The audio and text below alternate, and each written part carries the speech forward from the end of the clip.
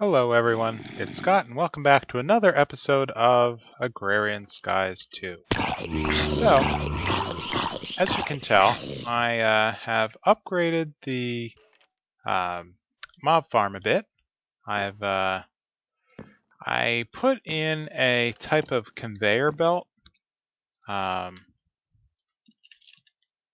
there's two types of conveyors here, one from Mine Factory Reloaded, another from Extra Utilities. And what I found was that the conveyor belt for Mine Factory Reloaded does not allow monsters to spawn on top of it. However, the conveyor belt from Extra Utilities does. And so as a result, I was able to swap out the floor of the mob farm area with conveyors. And so you can see here that the whole system is all set up to kind of direct mobs down to the drop zone. And so with that, I was able to greatly increase the amount of mob drops that I'm getting from the mob farm. So I needed to upgrade with a compact chest. Bam! So this is the largest compact chest that you can make, 24 wide by 12 tall, and you can see that it's filling up with stuff. So the bones I can use for fertilizer eventually. I have lots of string to make more sieves. Gunpowder, I have no idea what I'm going to do. Lots of ender pearls and plenty of rotten flesh for, well, whatever I need it for. So what I've been doing with the rotten flesh is I boiled some of it down in the smeltery, and what that does is it actually creates coagulated blood. And so if you, there's a couple different ways of making blood, mostly from rotten flesh at 5 millibuckets per piece of flesh. And if you work your way up to 160 units, then you can get 1 coagulated blood, which is interchangeable with slime. And so with this, you can make all sorts of interesting stuff. And I'll be using more of it in a bit for the tasks I want to do today. So mostly I've just been throwing it here in the chest that's used to grind down into dirt, and so that's been working out pretty well for me. So over here, I expanded the grinder area. I added 2 new parts to it. I created an igneous extruder, and so those that are not familiar with this, the thermal expansion mod gives a part that basically allows you to create 3 types of stone automatically by mixing lava and water. And so cobblestone is your default one. We all know that you can mix lava and water, and it will not consume either. Now stone,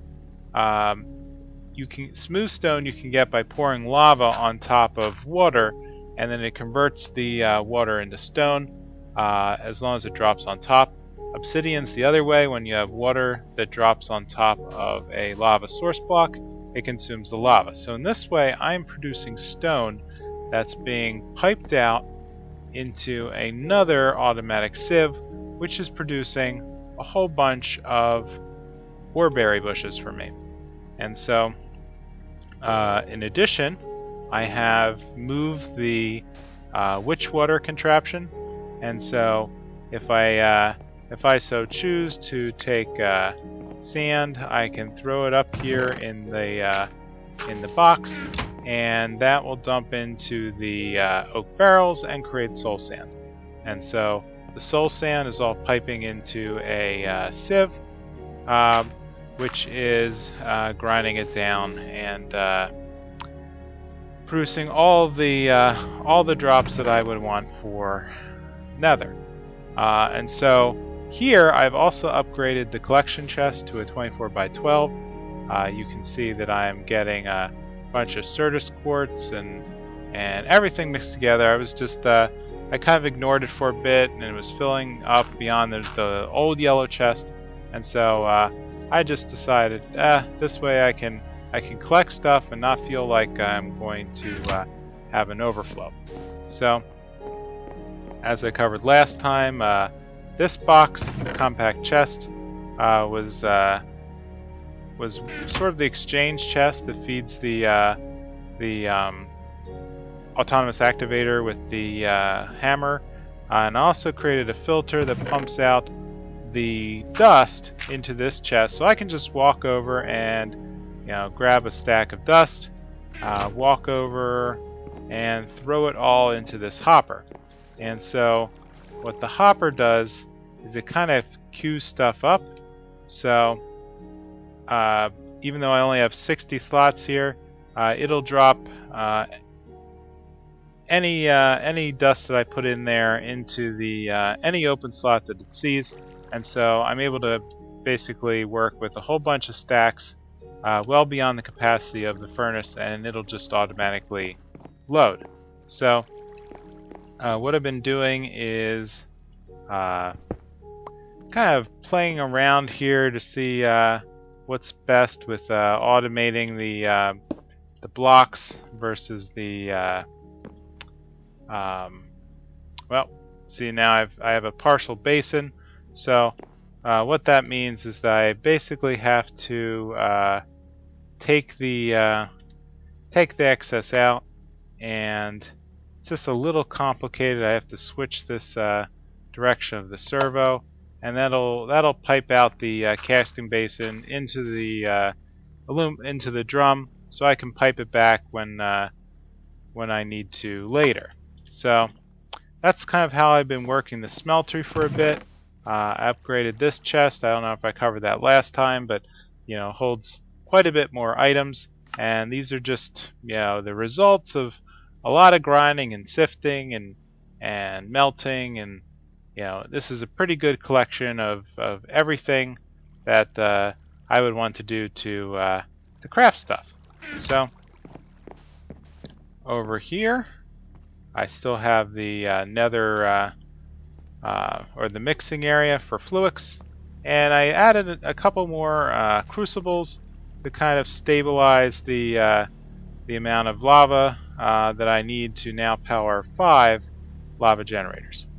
And so those generators are pumping enough RF to keep the whole sifting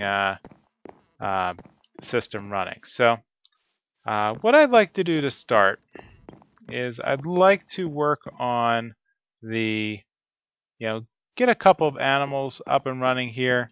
Let me fill in. So unfortunately, this contraption was for eggs.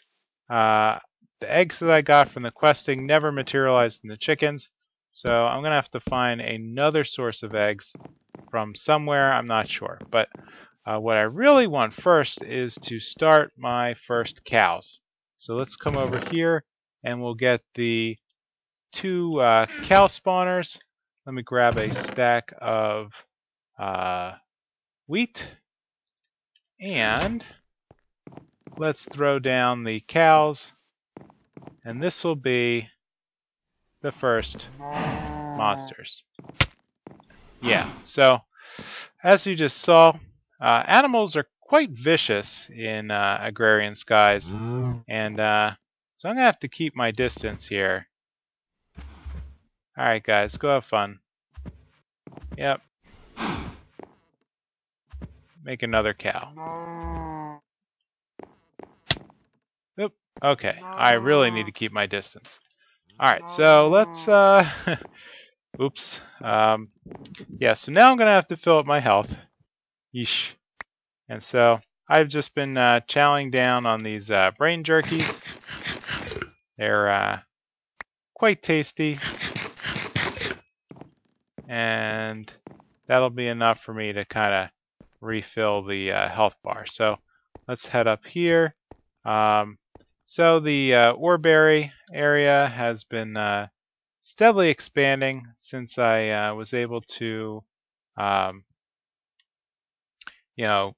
sift more ores. Geez, everything's killing me. And so the oreberry area is steadily expanding, and with that, I have a harvester that's now automatically gathering the bushes, and you can see I have a bunch of berries here that are collecting. So up here I plan on making another harvester to harvest all the rubber. I expanded the tree farm a little bit, so I'm going to need to also add a planter to kind of fill that in. So here I have some fluix and crystals growing in the vats. It's a little hard to see. They're right there. And so that's going to allow that to manifest into AE2 crystals. So over here, I also have the contraption that for creating mossy stone. I don't have so this is where I would be creating my clay. And so let's just jump back down and see what stuff I can get into today. So what I really wanted to do today was start on the next level of the AE2 tree. So let's head back down to Applied Engineering.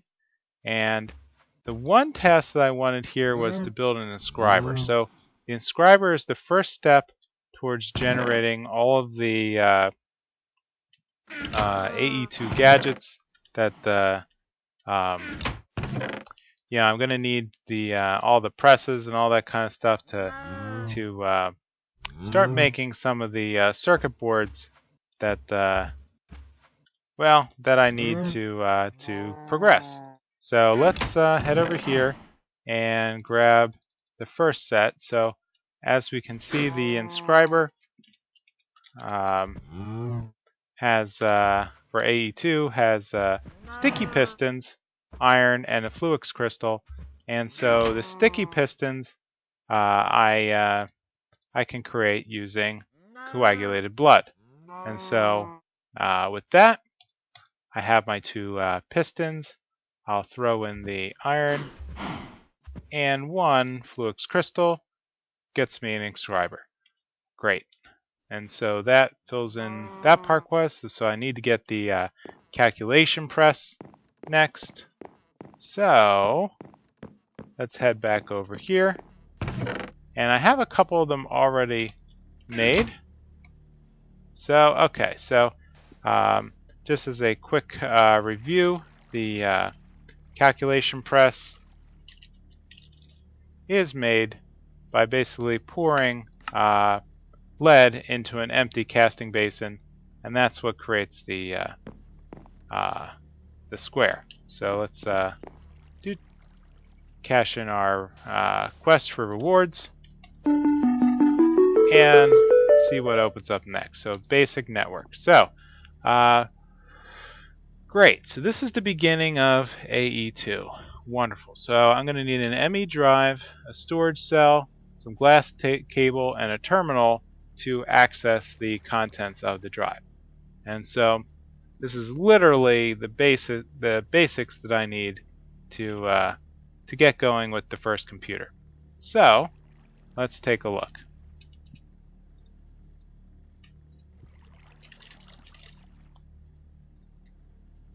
Aha! So just to make the basic part, I'm going to need that engineering processor. The engineering processor is made. So there's okay. So it looks like in Agrarian skies, there's only one way to make it, and that's to combine a printed engineering circuit with redstone. In Sky Factory 2, there's an alternative formula that you just basically throw the engineering circuit into a furnace that kind of cooks it. But so this is going to be a little bit more expensive. I'm going to need to probably a little harder to automate in the beginning here. So let's see what I need to do. I'm going to need basically a lot of redstone and diamond.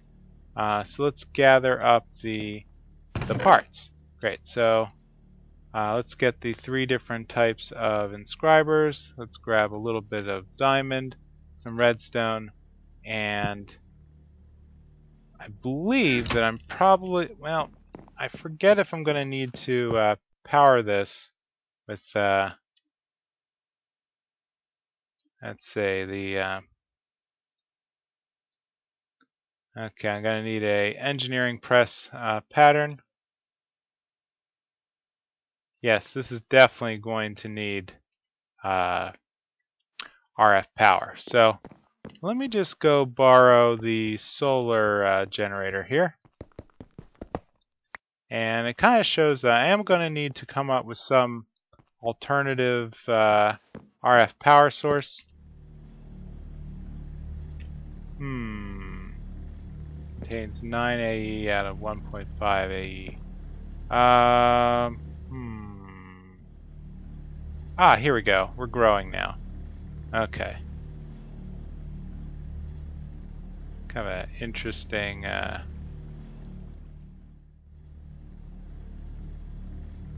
sure. Okay. So it's not a very consistent power source, or however it's generating the AE power. I have no idea. But let's just let that run. Let's grab the printed circuit. Let's throw it in with a piece of redstone. And looks like I'm probably going to have to do this twice in order to build the engineering processors. So, what do I have to do to make this tick?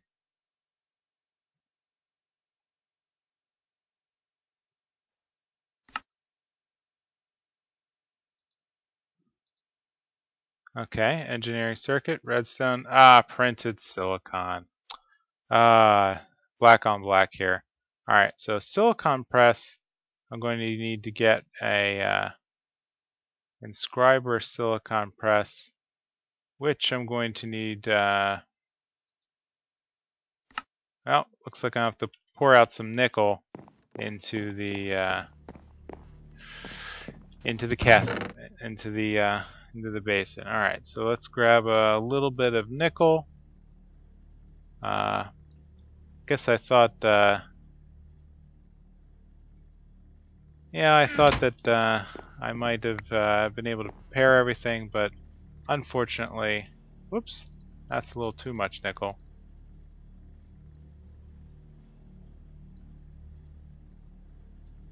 That'll be good enough.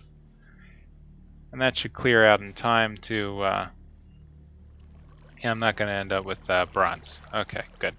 So, let's let that burn down. And if I remove the plate, let that do a little pour. Great. Oops. Let's put the plate back down. Okay. And let's grab the silicon press out. So, alright, silicon. That's going to be an interesting material to get. So, silicon I'm going to get from basically burning down quartz dust. Okay, well I have a lot of that. So, let's grab a stack and throw some in the fire over here. And then while that's burning, maybe I can touch base with the other quest tree that I wanted to do. So let's head back. Over here I have another pattern, and that will be to complete the growth accelerator. So growth acceleration quest is going to need a crystal growth accelerator and a charger. The charger for A2 is going to need fluix crystals and iron. And what this does is it basically takes these sideways diagonal fluix crystals and turns them into charge crystals. So I can basically cook up a charged crystals just by throwing it in. Um, So I'm going to have to look in how to create AE2 power here. Looks like a little bit is converted from RF, but I'm not that happy with the exchange rate. It just seems to be a little slow on the tick there. So let's grab some silicon out of the furnace and head back over to the press. Okay, so throw that back, throw the silicon in, and here it's growing, and great, printed silicon.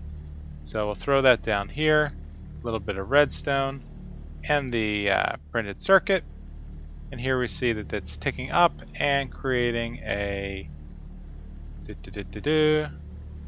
oh, almost enough energy, 99%, 100% engineering processor. Great. So I'm going to have to do that a couple times in order to grow out the parts for the AE. So let's look at the crystal growth accelerator.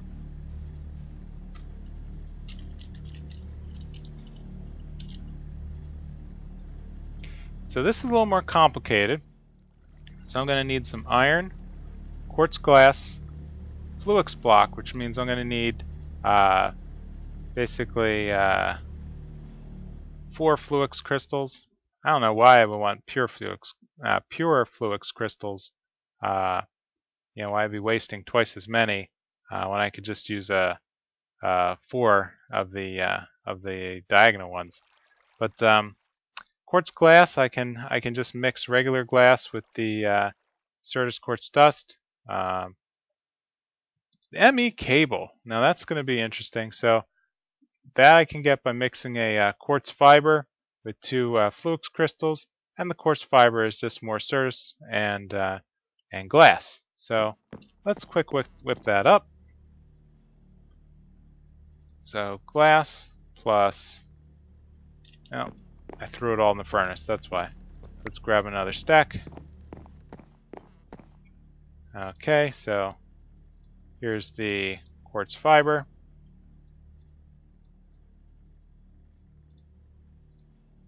Here's the formula for the quartz glass.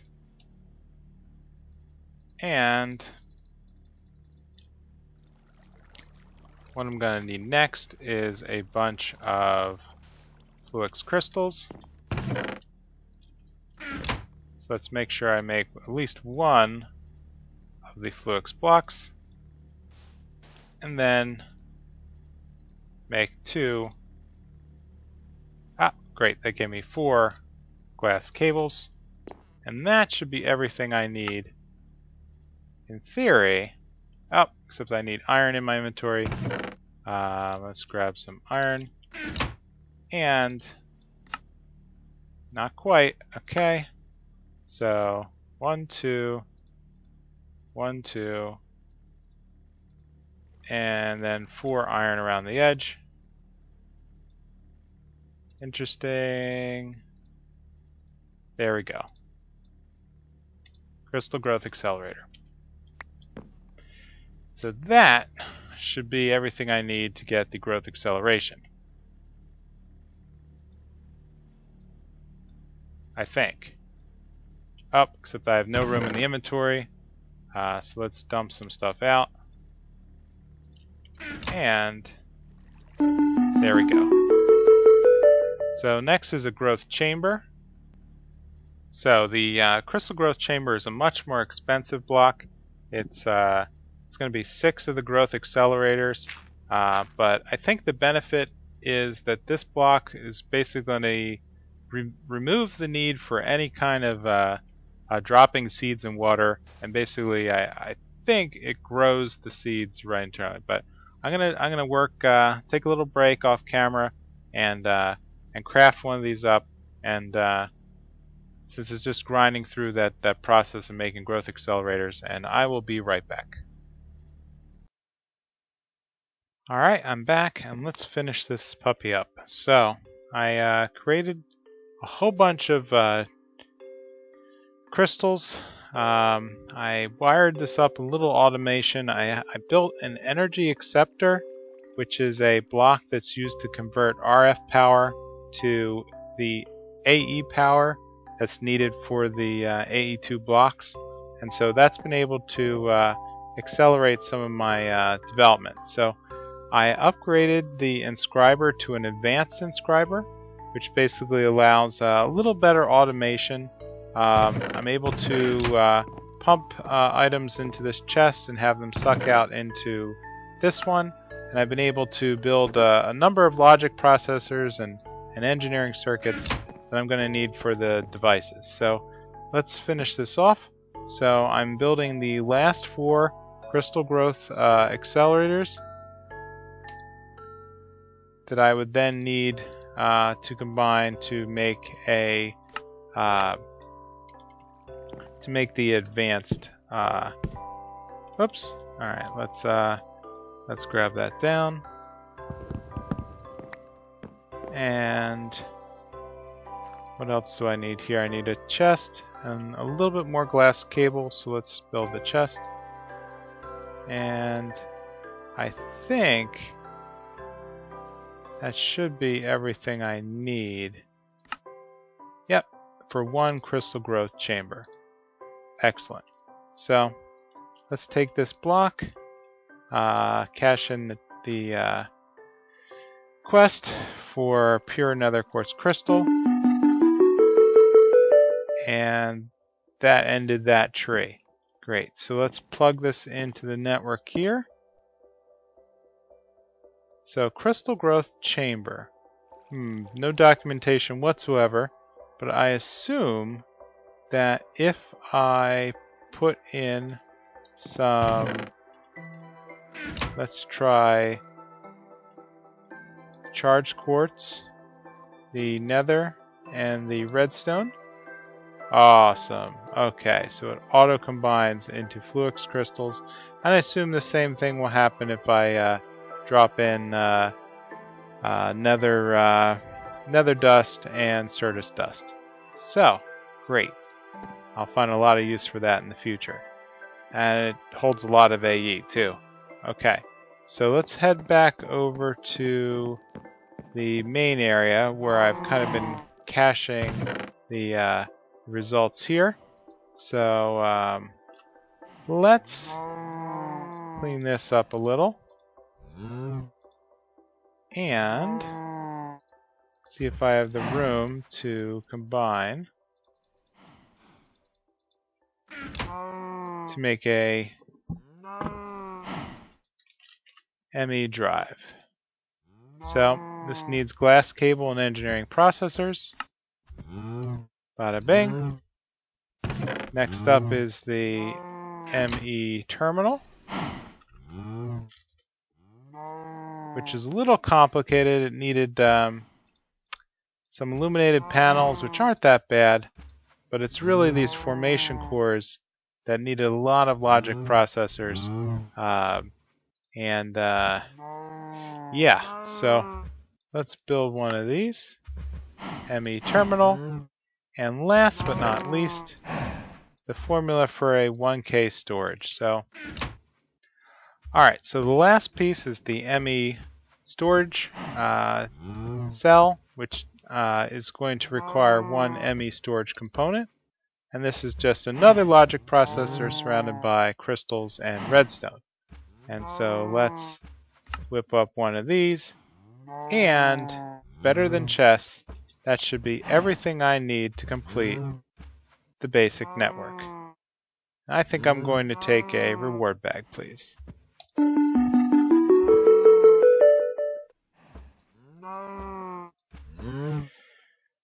Alright, so with that, I think that is enough for this episode. So I'm going to set up the ME system in between episodes and do a little more automation of the crystals, and that should carry me forward to be better positioned to run through more quests. So with that, if you could please leave a like or a comment, let me know how I'm doing. and what I could be doing differently or better. I'd appreciate the feedback, and I will see you next time on Agrarian Skies 2. Bye!